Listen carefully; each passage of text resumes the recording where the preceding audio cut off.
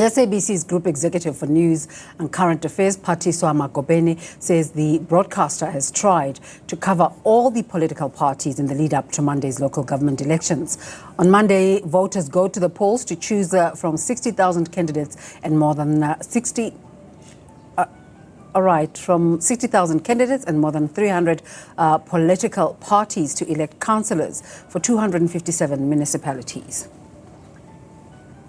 We actually tried to cover everything that was active on the ground. So that was our approach, because we also had parties that were not active at all.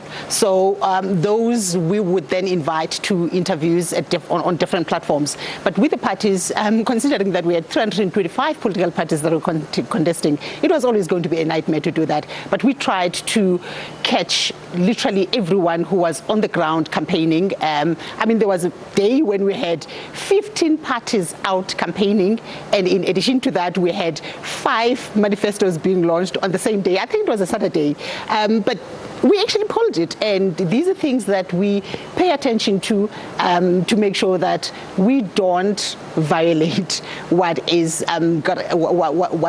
what is prescribed as equitable coverage for political parties. But with independent candidates, knowing that we have more than 1,500 independent candidates that are contesting, we also had to look at how to make the platforms more inclusive in the way we covered them, bearing in mind that some of these candidates are contesting wards. So what we had to do was to look at our radio platforms and include those on the radio platforms because they are more localized and language specific in the way we covered them. Actually, it's your long and heavy consumption when you talk about radio platforms.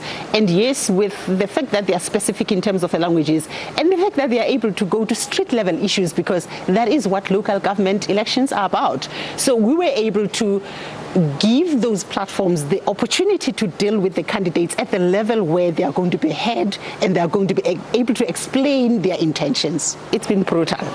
It's been brutal. Yes, we getting positive feedback in terms of the quality of our coverage and what we've been able to cover on the ground. Because one thing that you can't do is to ignore observable reality.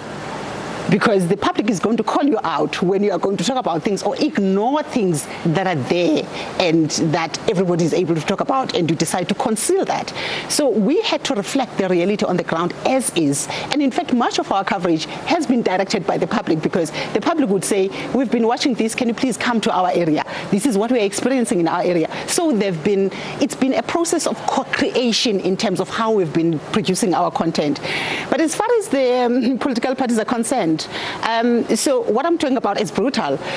The problem that I've experienced is that when you say to people, go to ICASA for your complaints, ICASA is going to adjudicate, and we are going to go there and explain ourselves. Because one time we had a party that came and said, but you are reporting something that doesn't exist. And I said, but this is observable reality. It happened. So how do I pretend as if it wasn't there? And I'm not going to change the story. We stand by our story, go to ICASA, and we'll go and explain ourselves. And we'll see who's right and who's wrong. But the people refuse to go there. And then they call you arrogant, and you then advise to go and form your own political party because you are behaving like opposition. But these are things that you take on the chin because it's part of the terrain.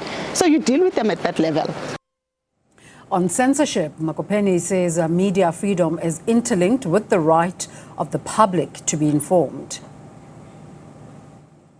We look at media freedom in isolation as journalists, and yet media freedom is interlinked with the right of the public to know. So our existence, if it doesn't address the access to information and the public's right to know, it's as good as non-existent.